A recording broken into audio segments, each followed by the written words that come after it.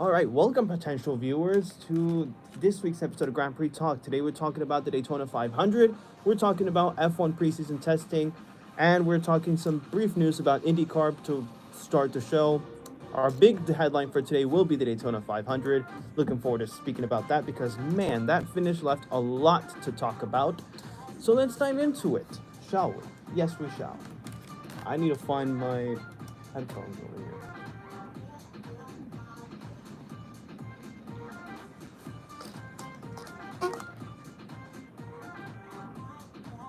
Perfect, I found them.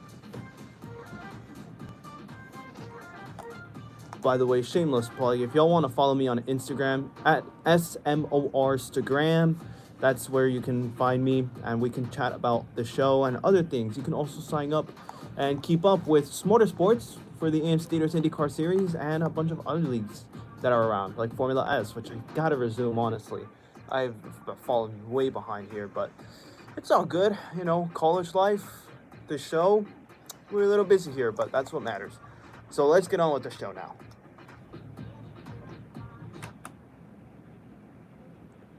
From Forza Horizon 5 to 22 West Radio, that was Get to Know You by Dexter King and Aviella to kick off this show. Good morning, Los Angeles. Good morning, Long Beach. Hello, wherever you're tuning in. Welcome, everybody, to Grand Prix Talk, the show that brings a Big Mac mindset to the Gordon Ramsay 5-star certified hamburger world of motorsport, or the Daytona Rush arcade game to Daytona International Speedway itself. Man, what a wild race the Daytona 500 was. We're going to be talking about that here shortly. My name is Sergio Morales. Welcome, everybody, to Grand Prix Talk. Thank you for tuning in this afternoon, this morning, wherever you are tuning in from, whether that's the 22 West Radio app, which is now available on the App Store and Google Play for download now. You can also tune in on 22westradio.com, and you can tune into the online radio through the website. Follow 22 West on Instagram at 22 West Radio. Same thing goes for Twitter, YouTube, Facebook. You can follow me at Smorstagram on YouTube. Not on YouTube, on Instagram. That is SMORstagram. And the Sergio Show on YouTube, which is where I'm also live streaming this show. Enough of the shameless plugs aside, we have so much to talk about this morning here on Grand Prix Talk. Starting off with the rundown, we're talking about IndyCar, we're talking about F1, then we're talking about NASCAR, which is the main headline for this morning's show, and the Daytona 500, which left a lot to talk about after the race. So first on the rundown, the first big news that has just been released, IndyCar's documentary, 100 Days to Indy, is available now to stream on Paramount+. You heard that correctly. IndyCar somehow finally got an actual documentary series meant to rival Formula One's Drive to Survive and NASCAR's newly released NASCAR Full Speed, both of which are on Netflix. So 100 Days to Indy is out now on Paramount+. Season 2 has been confirmed that it will be filmed and produced. It will premiere April 26th on the CW. Now, fun fact about this little show, I was at the Acura Grand Prix of Long Beach last year, and I did notice some crew filming 100 Days to Indy over there. So I still haven't gotten around to watching it yet, but when I do, stay tuned for the review of both Season 1 and Season 2, assuming Season 2 is completed before this show's Season 2 is completed. We'll have to wait and see, to be honest with you. But either way, 100 Days to Indy, out now on Paramount+, which is a good move, honestly, on IndyCar's side. It's good to see that they're actually starting to promote themselves globally, although they should really focus on promoting themselves domestically first. Just my 2 cents on it all. Next up on the rundown, all 10 2024 Formula One cars have been revealed, and as of the recording of this show, or as of this broadcast, preseason testing for Formula One is officially underway over in Sakir at the Bahrain International Circuit. Now, we'll be talking more about that here shortly, but all F1 cars have been revealed, and my opinion on them is, I say the McLaren might have one of the better liveries, but the best livery has to go to the Toro Rosso. The RB, sorry.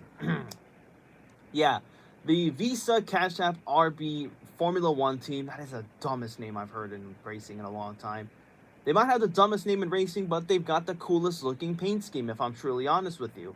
Red Bull, their senior team, have perhaps the most absurd car on the field, given that this has been the big topic of conversation regarding Red Bull's car, is that Their car takes a massive concept from the Mercedes 2023 F1 Challenger called the W14. I am left to wonder if it will succeed, because if you look at the Red Bull RB20, which is their challenger for this year's car, that car has like massive shoulders in a sense, which is near the engine cover. I hope I described that the best way I could. But either way, you get the idea. And Mercedes had that same concept on their car during the 2023 season, and it didn't really work out for Mercedes. So a lot of people, myself included, are left wondering, have Red Bull found the secret sauce that can make this concept actually work? Or are they about to get dogged with the same issues that Mercedes faced earlier in the 2023 season? That remains to be seen. Anyway, preseason testing, like I said, is officially underway over in Bahrain. Day one occurred, It started at 11 p.m. local time here in Los Angeles, which I believe was like 7 a.m. or 8 a.m. Like, it was roughly around those times. I'm not really sure, because I knocked out before, just as they were about to get started. So anyway, preseason testing, let's see. It ended at 8 a.m. this morning, though, local time, which is 7 p.m. their time. And now I'm starting to get an idea, because I'm able to convert the time here. So a full day of testing in the books over in Bahrain. The surprising and less surprising teams who came out fighting on day one of 2024 testing.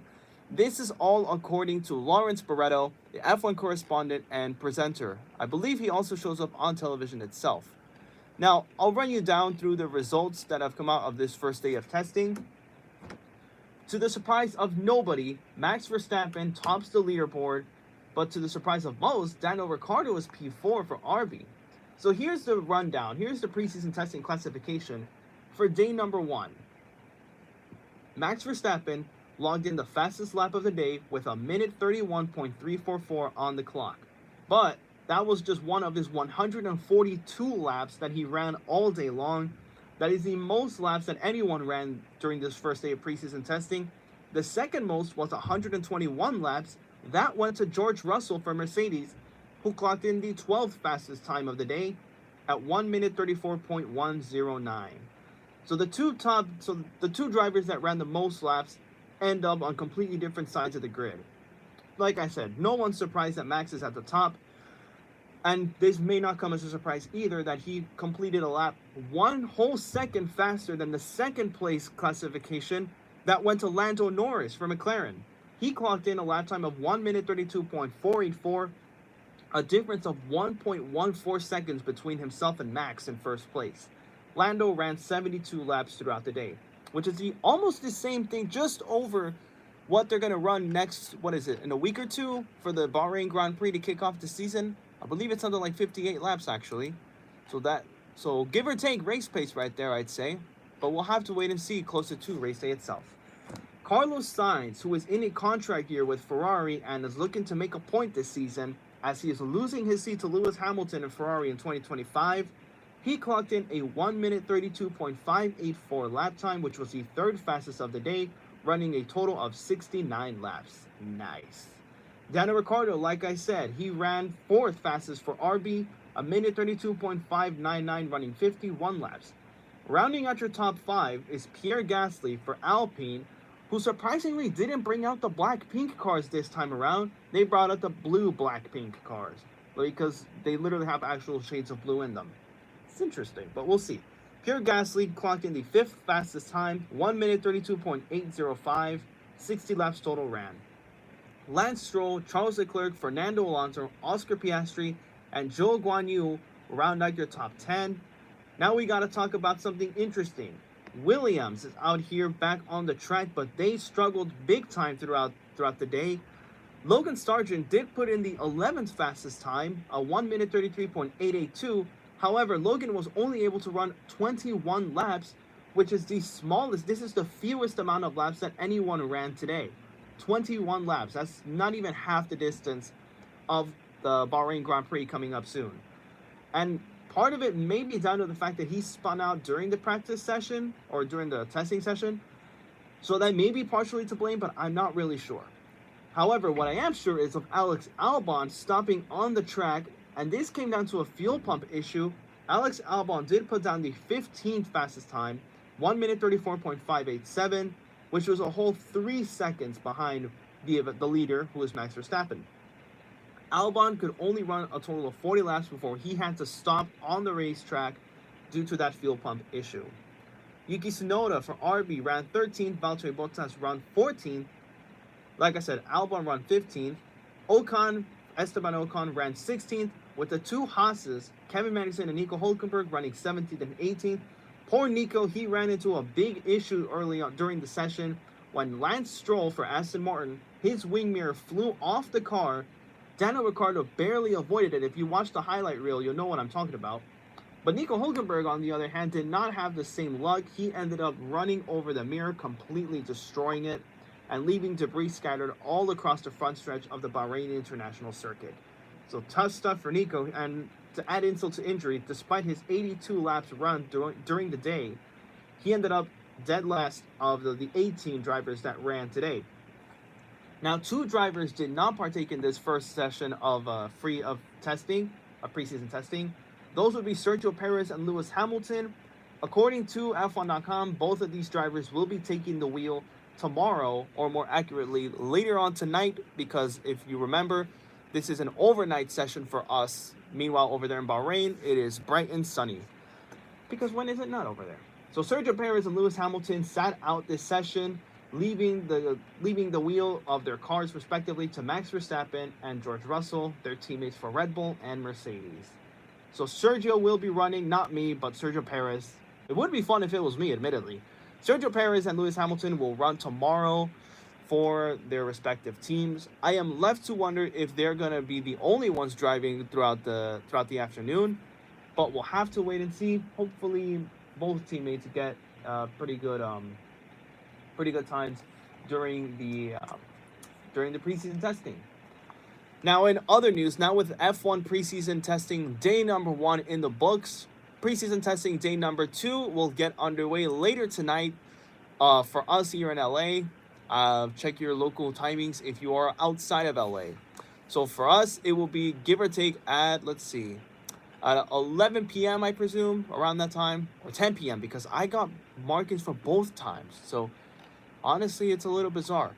And the only way to watch preseason testing for Formula 1 is on F1 TV Pro or on F1 TV Access, either or. This is all leading up to the Bahrain Grand Prix, which is coming up February 29th through March the 2nd. So they'll be running on Saturday, which that's a first for the Bahrain Grand Prix, if I'm not wrong. The Bahrain Grand Prix will be run on a Saturday afternoon for them. I believe that means that for us, it's going to be a Saturday morning? Yeah, March 2nd. Yeah, Saturday morning at 7 a.m. That's the first time I've ever heard of this. I believe it has something to do with the holiday over there. But either way, they're running on a Saturday, March 2nd. That will be the Bahrain Grand Prix, which will take place over 57 laps. That's what I thought. It looked more or less around that type of distance. So there you go. Those are the highlights from F1 preseason testing day number 1. We'll have a full recap of preseason testing next week on the show, leading into the Bahrain Grand Prix, which all the activity leading up to the Grand Prix will start Thursday, February 29th at 3:30 a.m. for us. Track time, 2:30 p.m. for them. So there you go. It will be very interesting to see how this all goes. All right, in other news, IndyCar, like I mentioned last week, they have officially announced that their championship race will be moving to the Nashville Superspeedway, a move that so far has been absolutely lauded by fans of all stripes, and I can't say that I blame them. NBC Sports follows up with IndyCar's IndyCar's schedule, as they have just announced their 2024 race broadcast start times. They announced these yesterday. Now, the crown jewel race, the Indianapolis 500, will be on Sunday, May 26th. Coverage will begin at 8 a.m. Pacific Standard Time. Pacific Daylight Time, because by then, Daylight Savings Time would be underway. And you'll be able to watch it on both NBC and the Peacock streaming service. The 2024 IndyCar season, however, will kick off well before May 26th. It'll start on Sunday, March 10th, with the Firestone Grand Prix of St. Petersburg, presented by RP Funding.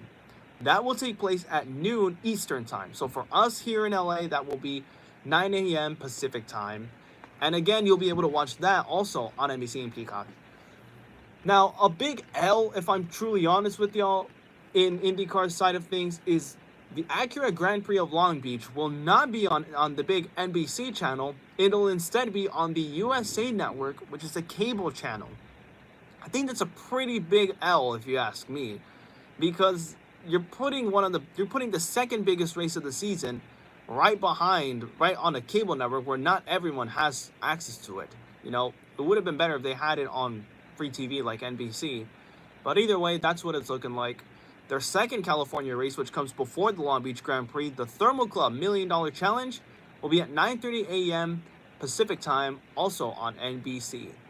Now, two races during the IndyCar season will be streamed exclusively on the Peacock streaming service, those being the Honda Indy Toronto race, which will be on July 21st at 10 a.m. Pacific time, and the first of two Milwaukee Mile Race doubleheaders. The first race of that doubleheader will be at 3 p.m. Pacific time on August 31st, and that will also be exclusively on the Peacock streaming service. Every other race beyond that will be either broadcast on the USA Cable Network or on NBC for everyone to watch, including the championship race on September 15th at National Superspeedway. That will be broadcast on the NBC network. So the good news is the championship race, everyone will be able to watch. That's the way it should have been, because I remember the 2012 championship race at Fontana, which was the last time that IndyCar crowned a champion on an oval racetrack. That was on NBCSN, which, I mean, I was there at the race, so I couldn't care less. But to the people who wanted to watch that one, it was tough, man. And honestly, that was such a great race, despite my driver crashing out early on.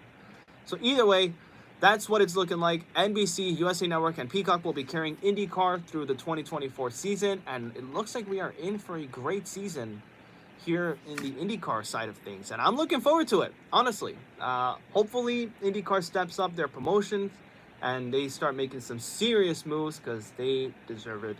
They deserve to have a massive fan base, but they should really make their moves. That's all I'm saying. Either way, we will be right back, because the big headline of the afternoon will be NASCAR. Daytona 500, like I mentioned earlier, left a lot to talk about. First, a little bit of Nikki, though, before we start talking all things Daytona 500. Here's Low Key. I'll play it for you here, and we will return shortly on Grand Prix Talk to talk about the Daytona 500. Stay with us, team.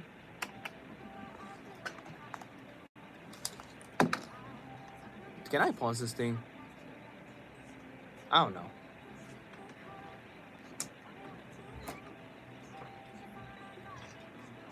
So far, so good. Can y'all hear me well? Yeah. All right, perfect. So that's good.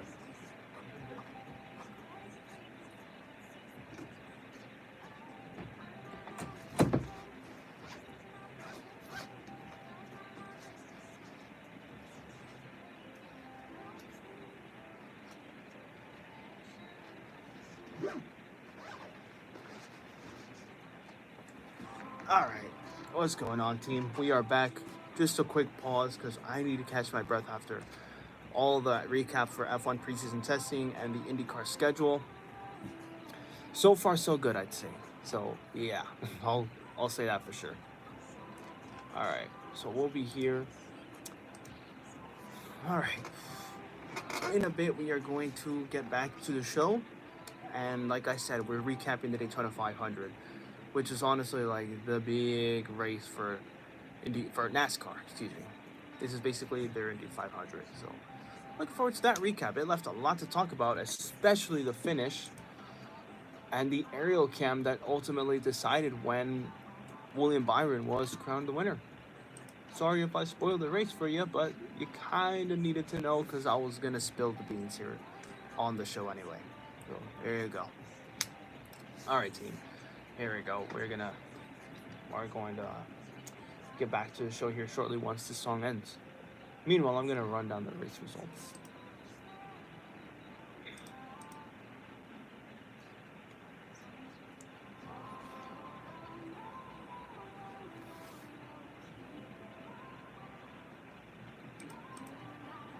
All right, there we go.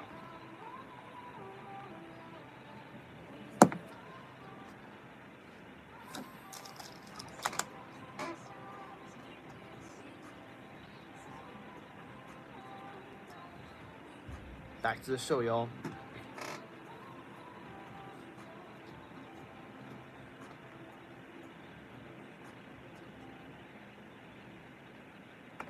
Low Key by Nicki, a fan favorite, or at least my personal favorite from her, among other songs. So she actually has a lot of good songs.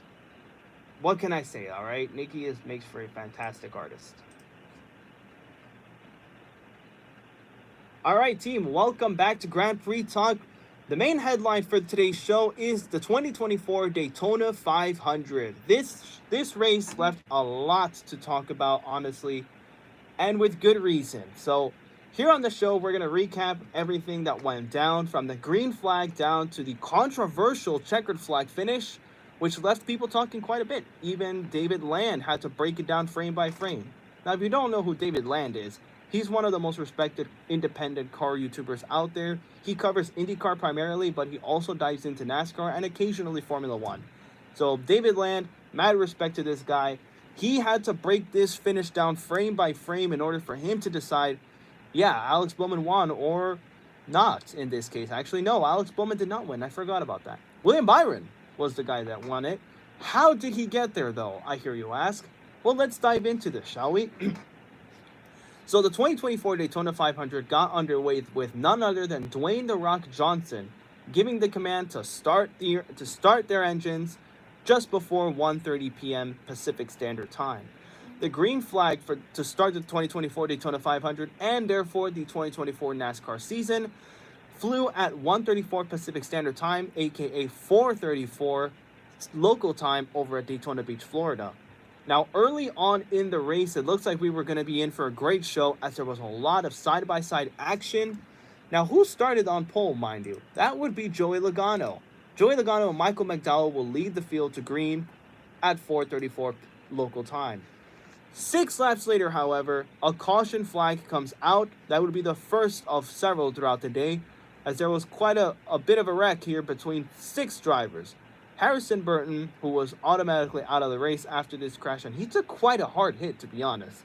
John Hunter Nemechek, Austin Dillon, Kaz Grala, Carson Hocevar, and Jimmy Johnson, 7-time NASCAR champion. These were all involved in the wreck.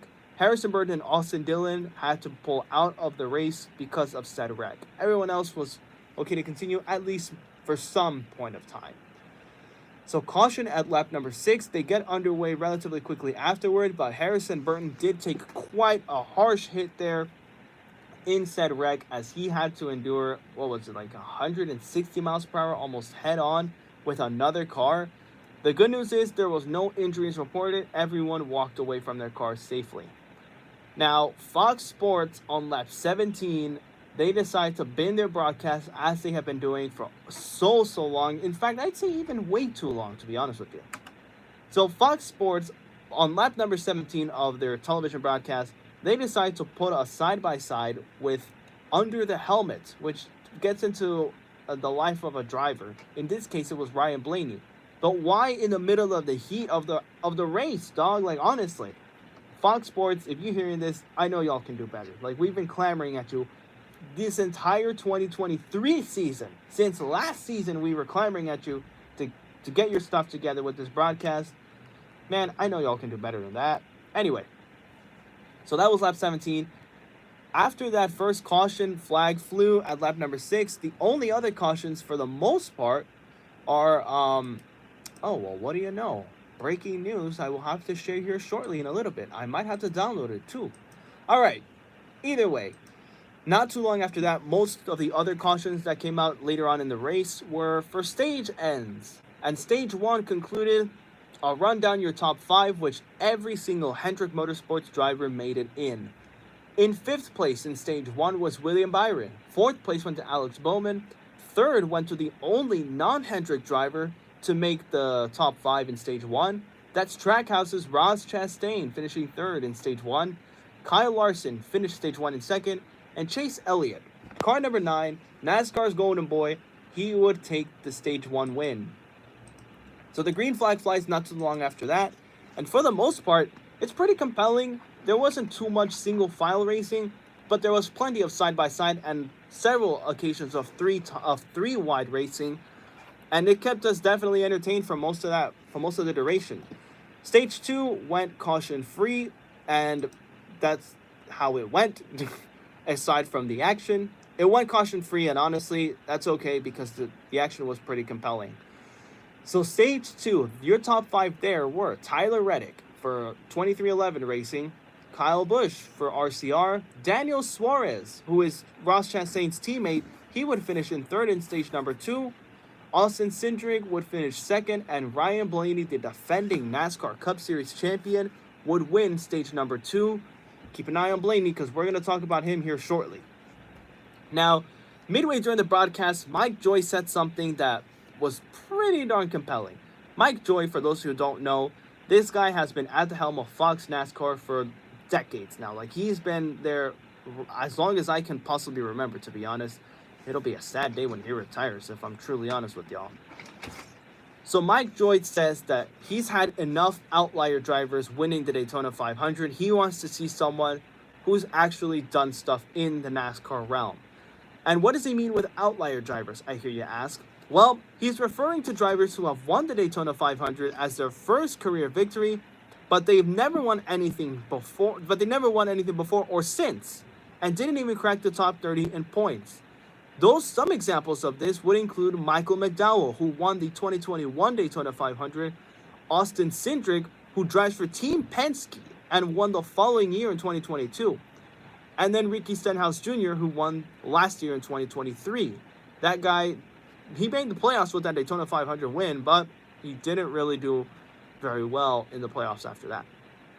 Now, if we also rewind to 2011, that would be the biggest outlier win of them all, as Cinderella took the glass slipper and ran away with it in the form of Trevor Bayne at 20 years old. That was his 20th birthday, and he got the biggest gift of them all, a Daytona 500 victory in the 2011 edition of the race. Dang, what was I doing at 20 years old? Like, Trevor Bayne at 20 years old won the Daytona 500 and made the rest of us 20-year-olds look like slackers in comparison. Quote Ellie Productions 49 on YouTube for that one. So, yeah, I mean, honestly, I kind of had to agree because, don't get me wrong, we love seeing first-time winners in NASCAR. Like, that's always a good thing, like, honestly. But we want to see them win more. I think we can all agree that NASCAR has been a lot more competitive than Formula One as of lately. Because in F1, you pretty much know more or less who's going to be winning the race, a.k.a. Max Verstappen. But in NASCAR, like, one guy could show up from New Zealand and just absolutely whoop the field in a rain-shortened event, and he still puts on a masterclass. I'm looking at you, Mr. Shane Van Gisbergen, or Shane Van Hamburger, as Joey Logano infamously called him. So very interesting take here from Mike Joy, but I kind of have to agree with the lad. Anyway, lap 112, this is when things start to go a little bit upside down here during the race, as Josh Berry, who took the place of the now retired Kevin Harvick in the number 4, Sunny D Ford Mustang for Stewart Haas Racing. Josh Berry would spin out on pit road. I would say it's a rookie mistake. And Ryan Blaney was slapped with a too fast entering pit road penalty. So he would have to serve a drive-through. Poor Ryan, honestly, man. And later on lap 126, Justin Haley would have to pit all by himself, which is something you never want to do at the Daytona 500. He would pit all alone due to fuel pressure problems. So that was a huge break for Justin Haley. Now, you heard me say, why don't you want to pit alone, right? Well, the thing with the Daytona 500 and most of these super speedway races in NASCAR is that everyone is racing in one giant pack. You're looking at roughly 20 cars or so in one single pack, and admittedly, it looks awesome on television. I can only imagine what it looks like in real life. Like, I want to see that one day. But either way, they're all racing in a pack, and you want to stay with that pack as long as you can so as to not lose the lead draft. Because if you do, good luck catching up. You're going to start praying for a yellow flag, because otherwise you are not catching that lead pack. So Justin Haley pitting all by himself pretty much killed off any hope that he had of winning the race. Now, at the end of stage number 2, like I said, Blaney would take the win for stage 2. Cindric, his teammate, would take second place. Suarez, Kyle Busch, and Tyler Reddick would round out the top 5 as far as stage 2 is concerned. Now, going into the final stage of the race, there was really not much to talk about besides the pit stops, which went pretty smoothly, pretty well for everybody, and the 2 wide/3 wide action that we all love to see, especially at these super speedway races, instead of all that choo-choo racing that has made these races all completely infamous. However, things go completely awry with 8 laps to go in the race. Everyone is all peaceful and everything, but with 10 laps to go or so, that's when there are no more teammates, no more manufacturers. It's every man for himself, and they took it a little too far with 8 laps to go. The big one strikes at Daytona on lap 192.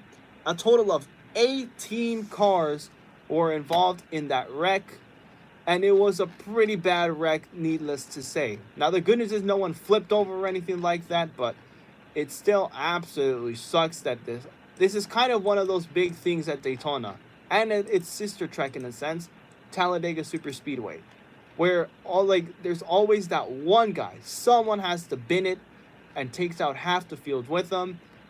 It's pretty sad, to be honest, but I don't even know what to tell you. This happens almost every time at the Daytona International Speedway. And one of the drivers involved was none other than Ross Chastain. But, actually, no, I'm wrong. Ross Chastain was at the last lap.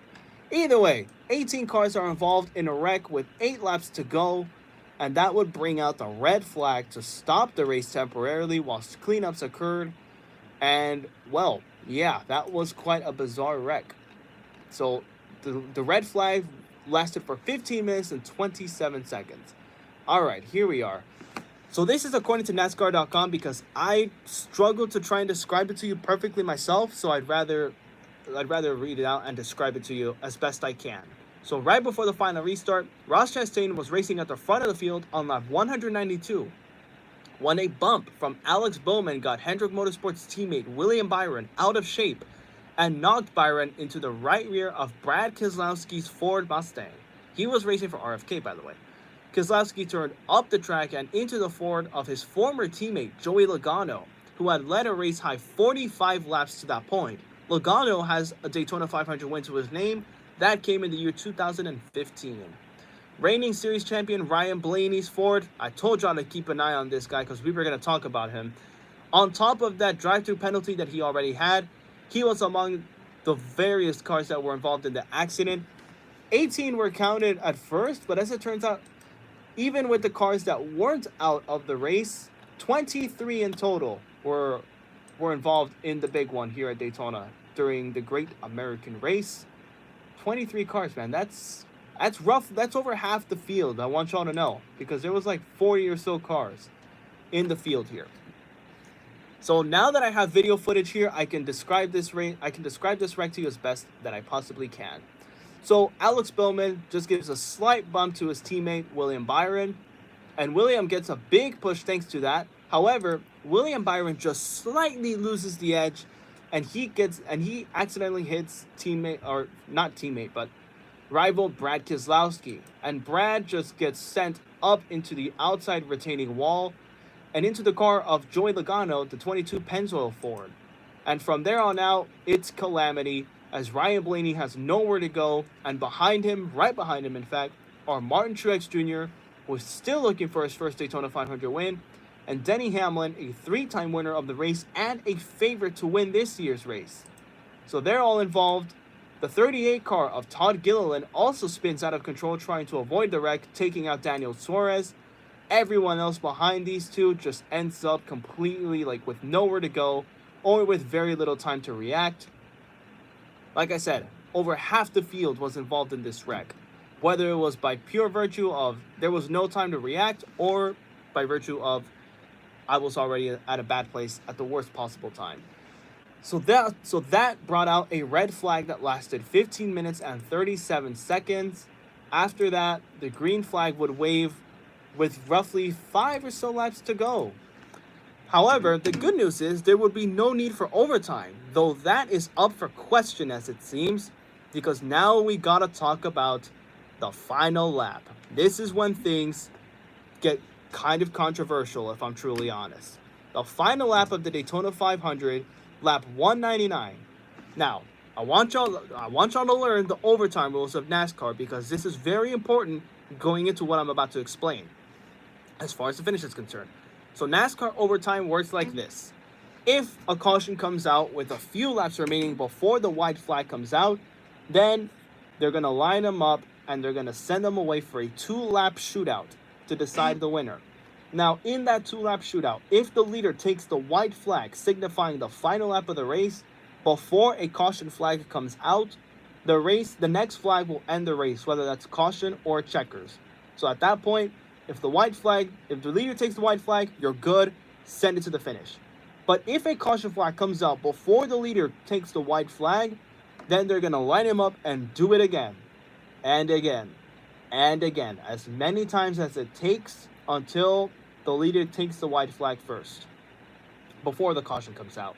Now, previously, this rule was amended a bit so that a limit of 3 attempts at overtime were to be taking place, but that has since been amended to now unlimited attempts at overtime, which I think is pretty dumb, to be honest. But either way, yeah, that's how overtime works in NASCAR. Now, why does this matter, I hear you ask? Well, the leaders took the white flag at the Daytona 500 this time around, or did they? Because there was quite a bit of debate as to whether William Byron and Alex Bowman, who were 1 and 2, taking the white flag, actually got there right before the caution flag came out. Because just as they were doing that, Ross Chastain and Austin Cindric were spinning out behind them. And that's when things go upside down, because NASCAR had to take some time to review the finish in order to make sure that the leader did take the white flag before the caution came out, or if there was going to be a need for an overtime attempt in order to decide the winner. Now, after several minutes of discussion and all that, and some review, NASCAR did confirm that the leader took the white flag before the caution came out, and therefore the race was completed. Much to the annoyance of a lot of fans, that there was a wreck right at the final lap, because we thought, oh heck nah, overtime now, aren't we? As per usual at Daytona. Because leading up to this year's Daytona 500, 3 out of the 5 Daytona 500s prior to that, or was it 3 out of 4? 3 out of 4 Daytona 500s prior to that went into overtime. The 2020 Daytona 500 went into overtime and resulted in Ryan Newman having downright a horrifying crash. Good news for him, he would walk away he wouldn't walk away from the accident. He would have to be hospitalized. But 2 days later, he was discharged from the medical center at the hospital, and he walked away from that. So thank God for that. The 2021 Daytona 500, that one did go to the finish line. That one did not need an overtime, but it did come at the expense of another horrifying crash where Brad Keselowski's car was literally set on fire from the accident. It looked like a fireball with 5 or 6 cars in there. It was truly horrific. 2022 Daytona 500 went by cleanly. Austin Cindric would get to the finish line. The checkered flag before everyone started wrecking behind him. He would take his first and to date only career victory so far.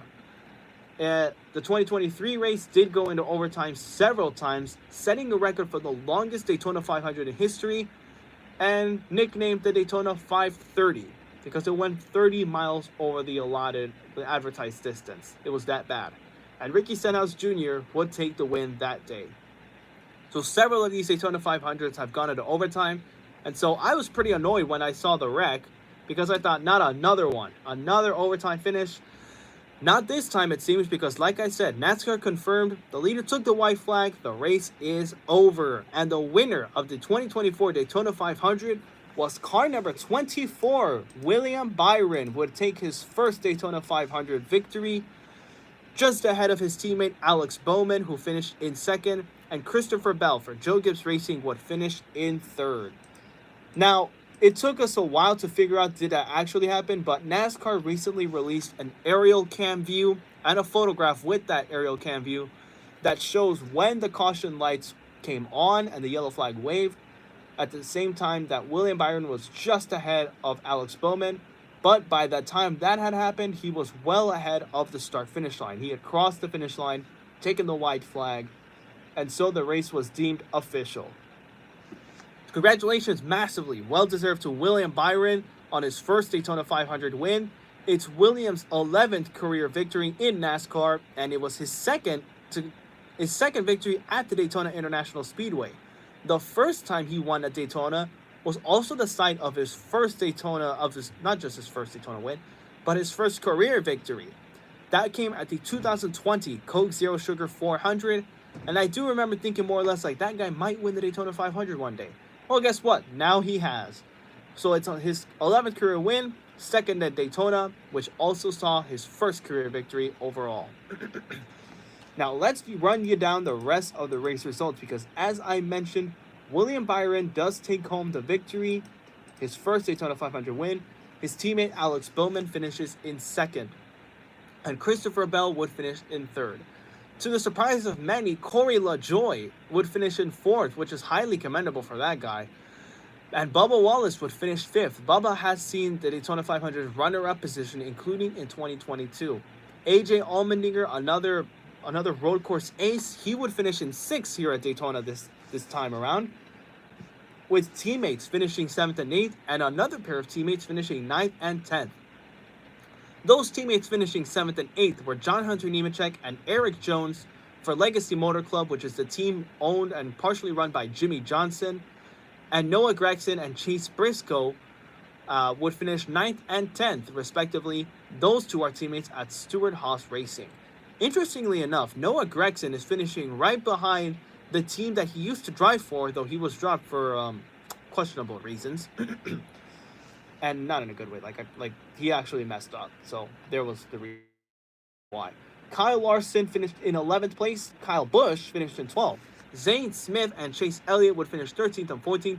Martin Truex Jr. finished way behind in 15th, while Daniel Hemrick, Ty Gibbs, Chris Buescher, Denny Hamlin, the favorite going into this race, finished in 19th, and David Reagan finished in 20th. So there is your top 20 for this year's running of the Daytona 500. That was the 66th edition of the race. So 2025, we will see the 67th running of the Daytona 500.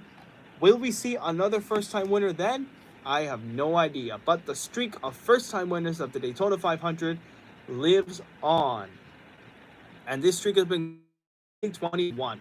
Michael McDowell. 2022, Austin Cindric. 2023, Ricky Stenhouse Jr. Now William Byron keeps that streak alive of first-time winners at the Daytona 500. The last time a repeat driver has won the Daytona 500 was Denny Hamlin in 2020. That was his third victory of the race, the first two coming in 2016 and 2019. All right, there you go. That is the Daytona 500 for 2024. Looking forward to next year's edition, I guess. And man, I can't believe it's already done.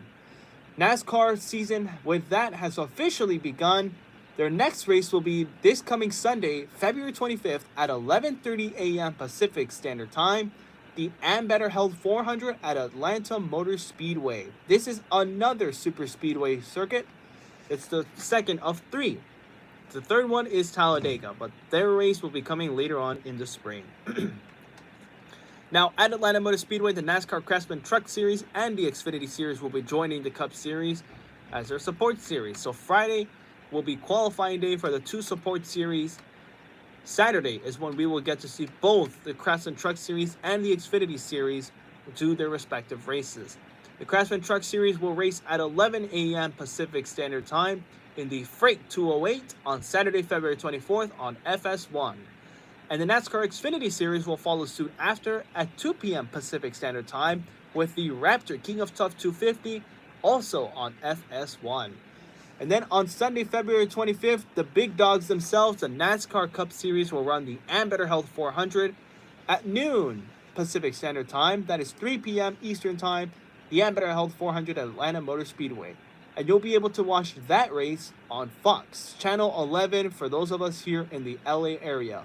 You can also tune in on the Performance Racing Network and Sirius XM if you decide to listen in to this upcoming race. It should be a good one. If Daytona is anything to go by, then we're in for a really great race over at Atlanta Motor Speedway. So that is your preview going into next weekend's race. And breaking news out of NASCAR, I found this out just as we were talking about the Daytona 500. There is a brand new mobile game available now for download worldwide. It's called NASCAR Manager, and it's now available. It was developed by Hutch Games and is available now on iOS and Android. This article was published just 6 hours ago, so really, it really just came out this morning. Now, here's the article from NASCAR.com. Rise through the ranks and take the checkered flag to earn epic rewards in NASCAR Manager, the brand new mobile game from developer Hutch Games, now available on iOS and Android. This is not sponsored, by the way. I'm literally just delivering breaking news to y'all. Combining the energy and excitement of NASCAR racing directly with the design and strategy of a manager-style game, NASCAR Manager lets you experience it all with the ease of access from your smartphone. Join a team and work as a unit, earning a reputation for your team and competing in exhibitions to win perks. Make split-second management decisions as you go head-to-head in exciting PvP racing modes while you recruit and train the best drivers to create your ultimate team, complete with unique custom liveries and detailed car tuning. Compete in a thrilling 1v1 contest with the toughest rival stock car drivers worldwide. From PvP tools and monthly exhibitions to weekly leagues, there are endless ways to prove yourself. Will you tell your drivers to go full throttle from the start or save fuel and tires for a late surge? NASCAR Manager is free to download on both the Apple App Store and Google Play Store in all territories. So that's the article from NASCAR themselves. I do wonder, is this game any good? Because I do remember a long time ago playing a game called NASCAR Manager 15. Now that game was released in the year 2015. And man, that was such a fun game, honestly. I really did enjoy NASCAR Manager 15. So I'm hoping this new NASCAR Manager will live up to that game, if not do even better than it. But honestly with y'all, I guess we'll have to wait and see. So that is the news over in NASCAR. Now let's get a few analysis here from the Daytona 500 by Zach Albert for NASCAR.com. Jeff Gordon was present at the Daytona 500, and he saw his successor, William Byron, who now drives what was Jeff Gordon's number 24. He was there and he was celebrating as he made the long walk through the tri-oval grass to join his team and celebrating another Daytona 500 win, which was also, by the way, a significant milestone for Hendrick Motorsports, as this Daytona 500 win would come 20 years to the day since Hendrick Motorsports first opened up shop. Which is really, that's just a great way to celebrate your 20 years in business. The four-time NASCAR Cup Series champ, Jeff Gordon, won the Great American Race 3 times as a stock car phenom in his 20s, but this feeling hit a little differently, apparently. The number 24 Chevrolet was heading again to victory lane at Daytona International Speedway, but this time with another 20-something hotshot leading the charge. And like I said before, it was William Byron. Also, it wasn't the 20th anniversary. It was the 40th anniversary season for Hendrick Motorsports. So excuse my mistake there. Thanks to Sunday's rain out, the victory arrived on Monday. Because the race was originally due to take place on a Sunday, it instead happened on a Monday. That was just this past Monday, mind you. I can't believe I missed that little detail. Happened this past Monday. So it happened 40 years to the day that Rick Hendrick made his first venture into team ownership, with Jeff Bodine finishing a respectable 8th in the 1984 running of the Daytona 500, which was Rick Hendrick's first ever entry into the big race. So Gordon was pivotal to the organization's success throughout many of those 4 decades, amassing 93 Cup Series wins, all with the number 24 that he now makes famous. Now as vice chairman in Hendrick Motorsports' executive wing, Gordon has oversight of a 4-car operation with an impartial desire for all to succeed. It's 2024, and the 24 is always going to be very, very special to me, says Gordon. But what I love the most is seeing him make it his number and building that fan base. Not only 24 fans have been around for a long time, but his own fans. A win like this, my gosh, this is going to elevate that up to that next level and bring a whole lot more new fans to the sport and for William. That's what I get excited and look forward to. So now let me dig into my final thoughts for the Daytona 500. It was a really good race, honestly. I am pleased to say that super speedway racing is getting better and better with NASCAR, and this Daytona 500 was no exception. I am so glad that we got to see a lot of side-by-side, 3-wide action all race long, and instead of, there were moments of choo-choo racing, which is single-file racing. We'll refer to it as choo-choo racing here in the show, because it looks like a train. Either way, what was I saying? Oh yeah, either way, Choo-choo racing was very limited, but we did have plenty of action all throughout, and that was great to see. We did get the big one, which sucks, and we did get another last lap wreck that sucks also. But either way, I think all things considered, the competition was great. The winner was honestly really well deserved, and I have to agree with Jeff Gordon, because William Byron, with this victory, bringing car number 24 back to victory lane at Daytona. I mean, that's a big deal, honestly. I don't think I ever really saw Jeff Gordon win the Daytona 500 or the 24 roll into victory lane at Daytona for the Daytona 500 throughout, because I started watching NASCAR in 2010. So it is really, really awesome that William Byron was able to bring back such an iconic number to the NASCAR racing world and into victory lane at the Daytona 500. Like, that's really going to make wonders. I mean, it certainly got me curious looking for some William Byron merchandise. But I do want to know, like, going forward, because Daytona was a super speedway race. Atlanta this coming weekend is going to be also a super speedway race. After that, that's when we start digging into all of the regular racing for NASCAR, because the next race after Atlanta will be at Las Vegas Motor Speedway on March the 3rd. That is an intermediate circuit. Now, intermediate circuits for this Generation 7 car have been so far really fantastic. So I'm hoping that Vegas puts on a good race. They've been putting on a lot of good shows lately, with Formula One being extremely competitive on the Las Vegas Strip circuit. And the Super Bowl, a couple weeks ago, was also a highly compelling event. I mean, it went into overtime, for crying out loud. So Las Vegas lately is putting out some really great events for the whole world to see. I am left to wonder, and then I'm hoping that NASCAR, which is an event the nation will see, will also put on a good show. The next race after that is Phoenix, which is another intermediate. It's also the home of the NASCAR Championship later on this season. So once Atlanta's done next weekend, once that race is over, then we start digging into all the nitty-gritty, all the regular stuff that we typically race at here in NASCAR. So I do wonder, like, will William Byron be able to put up with the regular season racing? Because I'm really hoping that this isn't just he wins the Daytona 500 and then he wins nothing else all season. Like, I actually want to see this dude get into the playoffs and really make a deep run, and maybe even get into the championship 4 at the end of the year. We'll see, but honestly, I'm left with a lot of questions. And what about Alex Bowman, his teammate? Because I could only imagine being the teammate of the guy who wins the biggest race of the year, especially when you were inches away from taking said victory away from him and for yourself. How will Alex Bowman handle that heartbreak of coming oh so close to a Daytona 500 victory and seeing his teammate take the win instead? Are we going to see Alex Bowman collaborate with Williams some more on the racetrack? Or is he going to start looking out for himself some more, especially next week at Atlanta, which is going to, like I said, another super speedway race. We're going to see similar racing over there that we did here at Daytona.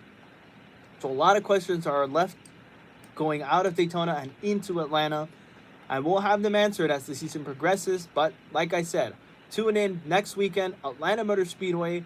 The Ann Better Health 400 NASCAR race will be coming on at noon Pacific Standard Time on Fox Channel 11 here in Los Angeles. Well, that's going to do it for this week's episode of Grand Prix Talk. Thank you all so much for tuning in. We had quite a lot to talk about this afternoon or this morning here, depending on where you're tuning in from.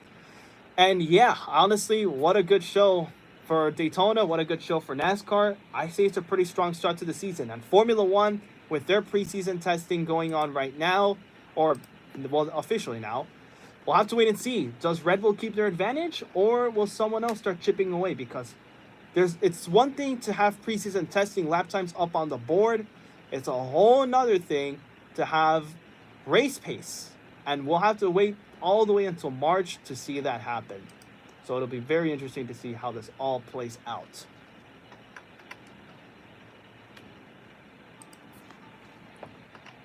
All right, y'all. Thank you so much for tuning in to Grand Prix Talk this morning. You can follow me on Instagram at Smorstagram, SMORstagram, YouTube at The Sergio Show, and don't forget to follow 22 West Radio at 22 West Radio on Instagram, Twitter, YouTube, Facebook. They're all over the place. And tune in on 22westradio.com or media.com. Thank you so much. We'll see you next week for another episode of Grand Prix Talk. My name is Sergio Morales. Until next week.